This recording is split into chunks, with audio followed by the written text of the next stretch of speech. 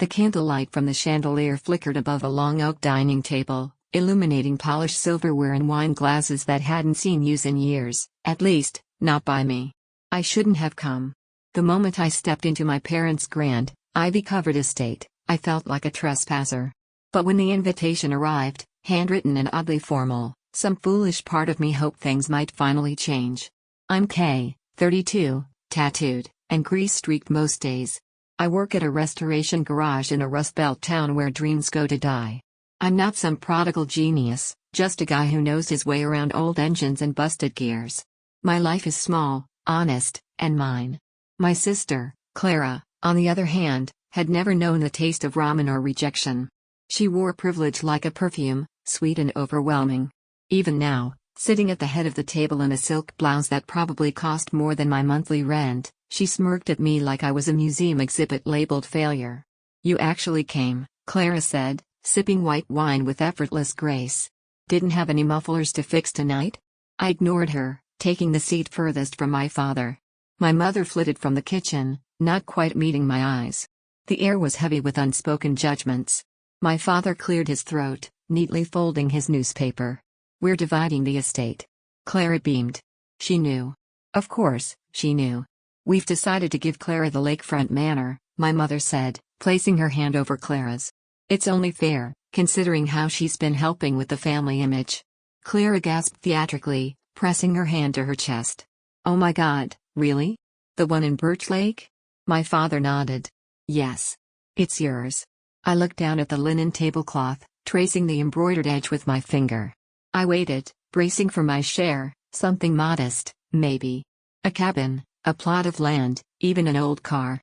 Kay, my mother said, her voice light as a breeze, we're giving you the old parking yard on Elmsworth Avenue. I blinked. The what? The lot behind the abandoned deli, my father confirmed, as if talking about a prized inheritance. It's still technically owned by us. Figured you could, I don't know, turn it into a workshop or something. Clara burst out laughing. A slab of concrete. That's perfect. You can sleep there if you run out of clients. I sat back, stunned, but said nothing. Not a thank you. Not a protest. You always talk about building something of your own, my mother said with a wave. Here's your blank canvas. It wasn't even an insult disguised as generosity. It was mockery wrapped in a thin veil of obligation. And yet, I stood up with a quiet calm that surprised even me. I'll make something out of it, I said, nodding. And when I do? Don't come knocking. Claire rolled her eyes, chuckling. Sure, Kai. Looking forward to your lemonade stand opening. I didn't answer. I walked out of the house that never felt like home, my boots heavy on the marble floor.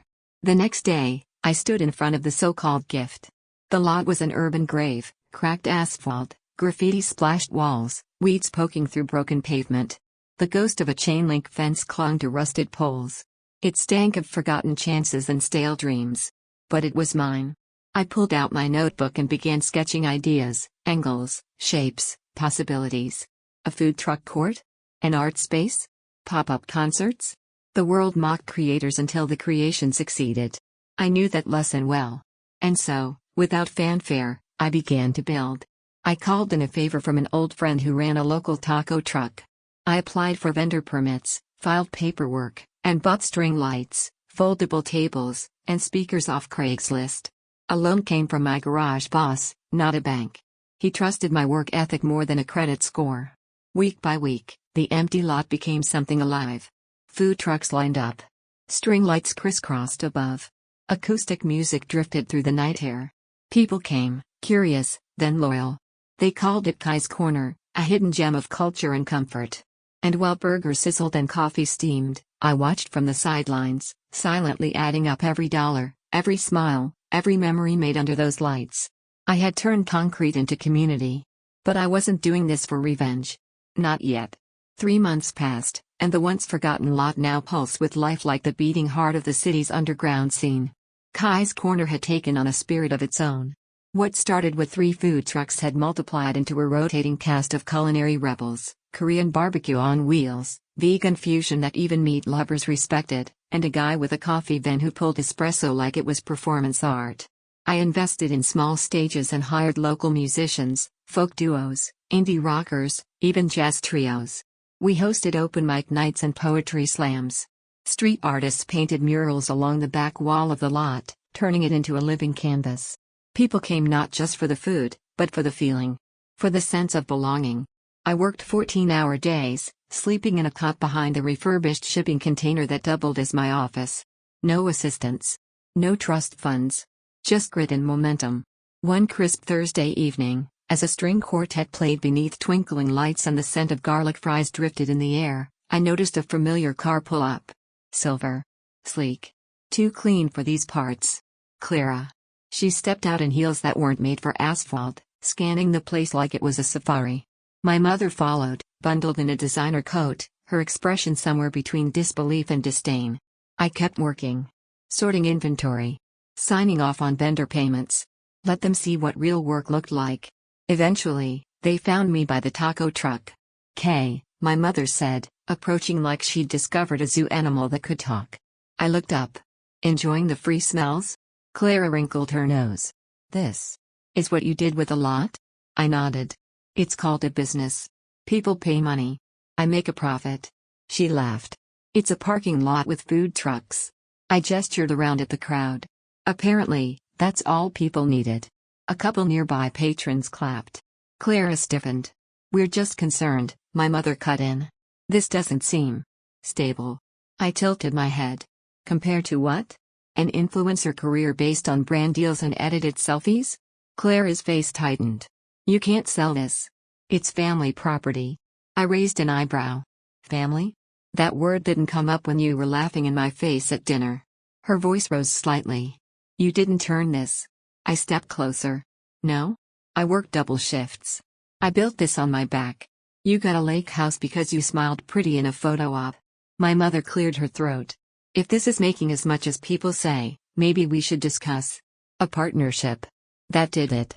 I laughed. Loud and long. A few customers turned their heads. "You mean you want in?" I said, grinning. "Now that it's profitable?" Clara crossed her arms. "It's still family money." I shook my head. "No. You got your share. You cashed it in for a mansion. This," I pointed to the music, the laughter, the lights, "this is mine."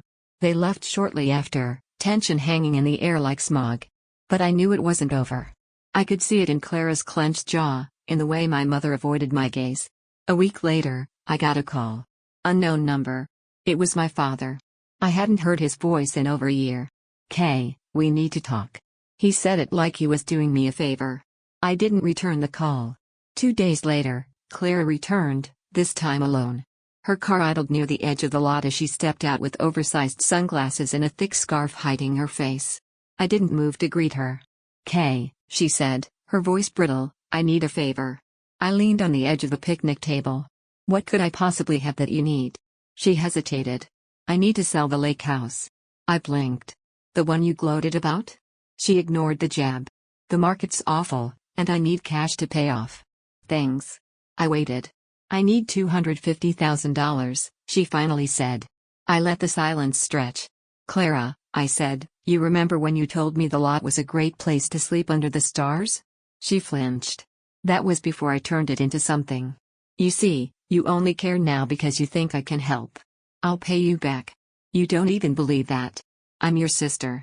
I smirked. "And now you understand what that really meant back then." She looked smaller somehow, less composed, less invincible. "I'm not giving you a cent," I said. "But good luck." She stormed off. I didn't watch her go. But the story wasn't done. 3 days later, my parents showed up again, this time with my father leading the charge. His tailored coat was wrinkled, and he had that same expression he used to wear when my report cards had anything less than perfection. "We need help," he said without preamble. I folded my arms. "You've got the wrong guy." My mother inhaled sharply. "We're in financial trouble. Deep. Your father's consultancy firm collapsed after the market crash. Clara is drowning in debt." I exhaled through my nose, slowly. "So you gave her a mansion, left me with a cracked slab, and now you need me to bail you out." "We didn't know this would happen." "You never thought you'd need me," I corrected. My father cleared his throat. $500,000. That's what we need to keep the house and pay off the debts." I actually laughed. A real belly laugh. "You want me to save you with a food truck court?" "It's more than that now," my mother snapped. We know that. You've made something. We're proud. I stopped smiling. No, you're desperate. My father looked down. We have nowhere else to go. And in that moment, I saw it. The power shift. They had once ruled from marble floors, looking down on me like I was dust. Now, I was the mountain. And they were crumbling at its base. You always said I'd be nothing, I said softly. Now I own something. And you want a piece. I let the silence stretch, then stepped back. You're not getting $1. Their eyes widened. My mother sputtered. Kai. I cut her off. I'm not your safety net. And I'm done playing the fool. As I turned away, my father called after me. If you walk away, you're no son of mine. I paused, turned back. You said that the day you handed me a joke instead of a future, I said. I just finally believe you. I left them standing there, shrunken by their own pride. And I knew, this was just the beginning. It started subtly, the way poison drips slowly before it kills. A 1-star review popped up online. This place is overrated. The food is bland. The owner's rude. I raised an eyebrow, reading it while sipping morning coffee in my converted container office. One bad review wasn't unusual. Every business gets them. I didn't even respond. Then came the second. Terrible experience. Long wait times. Owner thinks he's better than everyone. Avoid at all costs. Then a third. The entire space smelled like garbage. And I saw rats. Total health hazard.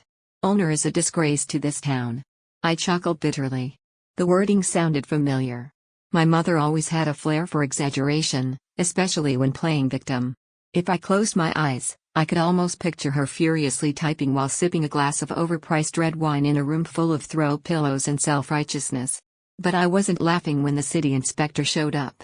He stepped out of the white municipal van, clipboard in hand, eyes apologetic. Mr. Watanabe, he said, nodding. We've received several anonymous complaints about code violations on this property. Just doing my job. I crossed my arms. Let me guess, middle-aged woman with a perfectly manicured accent and a daughter who still thinks money grows on family trees? The guy scratched his neck, looking uncomfortable. I can't disclose who filed the reports, but that sounds plausible. I sighed. Let's get it over with. Noise violations. Seating spacing. Permits. Safety concerns. They were trying to drown me in paperwork, to kill me not with a sword but with red tape and slow bleeding fines. I knew my family too well. If they couldn't have my money, they'd try to destroy the place where I earned it. But they'd underestimated me. Instead of folding, I fought. I brought in a lawyer. A real one. Not a cheap consultation or favor. I paid full price for the best small business attorney in the region. Every permit? Updated. Every regulation? Cross-checked. I installed sound barriers, marked all exits with LED signage, and triple-inspected the food prep zones. The inspector came back twice, each time looking more embarrassed than the last. On the third visit, he handed me a signed clearance report and muttered, honestly, I don't know what their problem is. This place is cleaner than most restaurants I've seen. Family issues, I said, signing the bottom line. They think they can break me. He gave me a knowing look. Then you're built tougher than they thought. With the legal issues locked down, I turned my focus back to growth. If they wanted to sabotage me, I'd use their fire to light a bigger torch. I expanded. Rented the adjacent lot. Built an open-air beer garden under Edison bulbs and steel beams. Partnered with local artists to create weekend markets, handmade jewelry, vintage vinyl, furniture carved from reclaimed wood. I started a Friday night film series, projecting indie movies on a refurbished brick wall. People came with blankets, dogs, dates. The place was alive, buzzing, laughing, growing. And yet, my family wasn't done. It was a Saturday night, the busiest night of the month. There was a soft jazz band playing, and the scent of cinnamon churros and garlic chicken mixed with fresh cut grass. I was managing the cash drops when I heard yelling. This place is a joke. Heads turned. Phones came out. And then I saw her. Clara. She was staggering slightly, clutching a cocktail she clearly hadn't paid for. Her makeup was smeared, her hair a mess. The pristine poise was gone, replaced by blotchy cheeks and desperation. Behind her, my mother was frantically trying to pull her back. Clara, stop. This isn't helping. No. Clara screamed, pointing at me. He thinks he's better than us. Look at him. A mechanic pretending to be a mogul.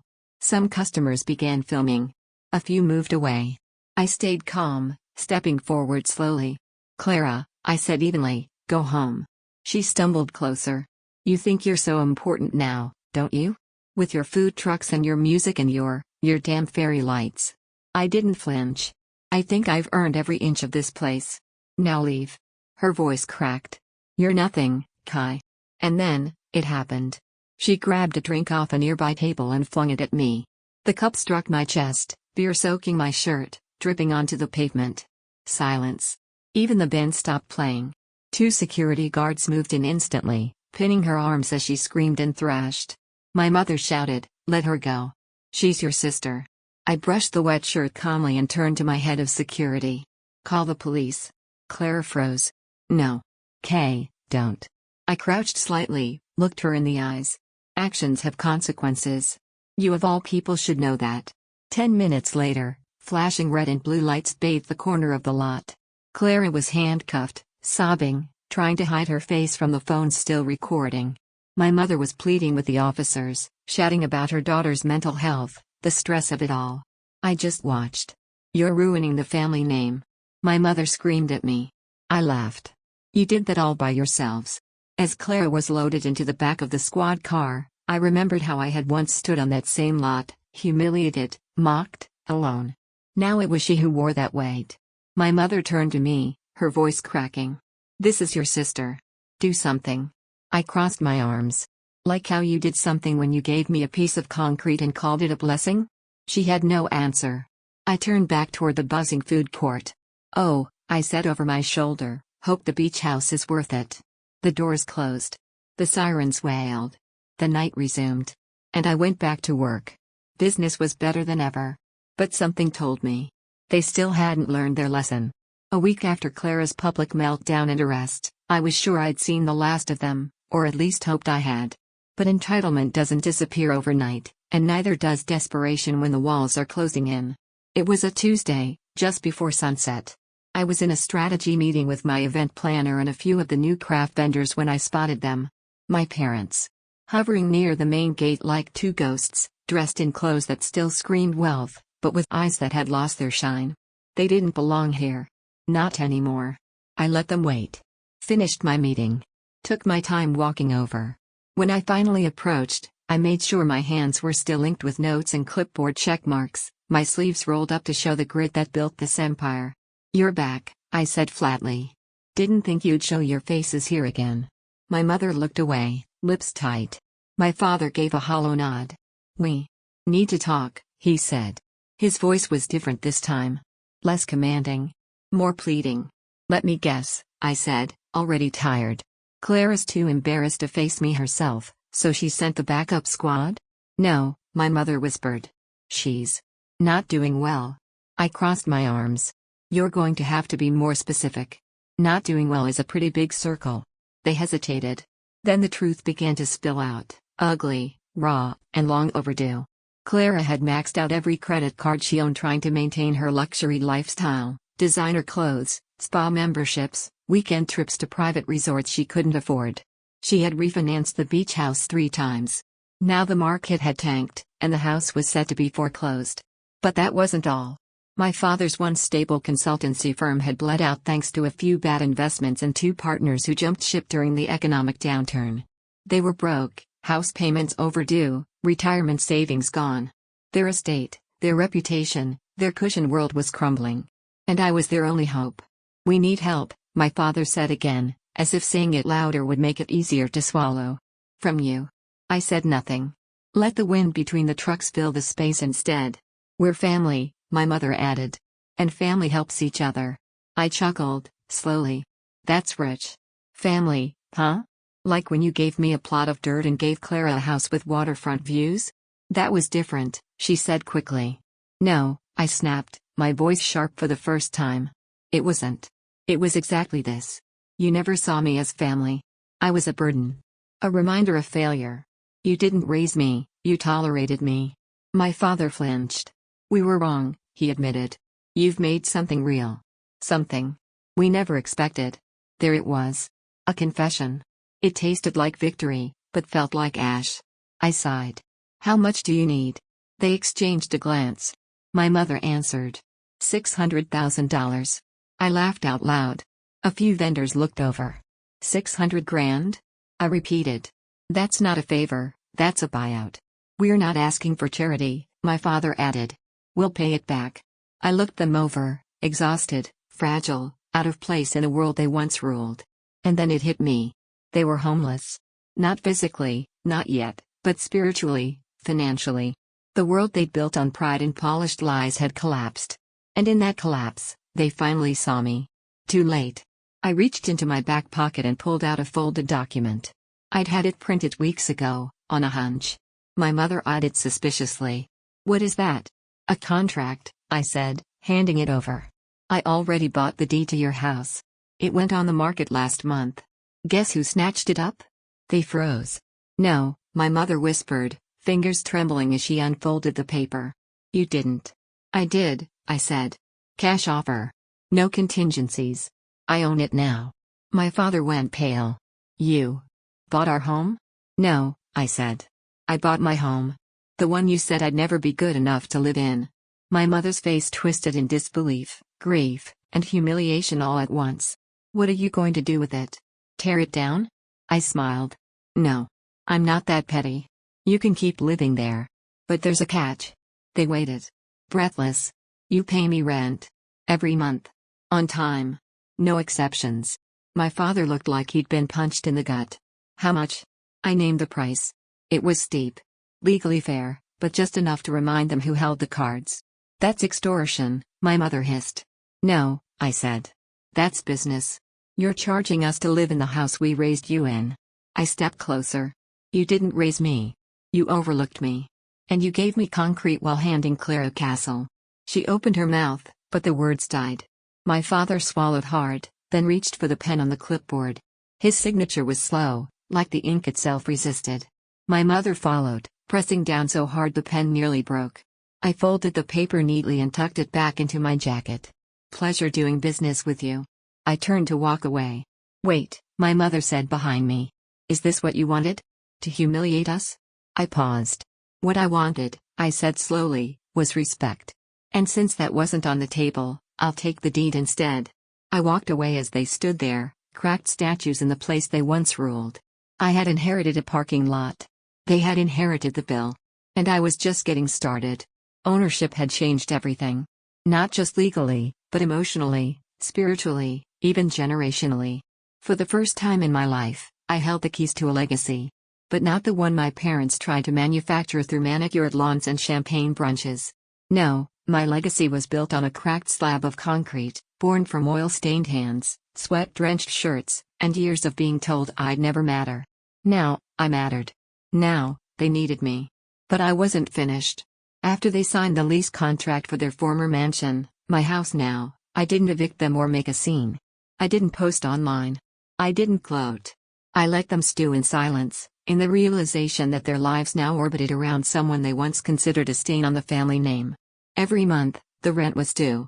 My father, once a king behind a mahogany desk, now drove to my office and slipped a check through the slot in the wall with his name scrawled in smaller and shakier letters each time. My mother refused to come.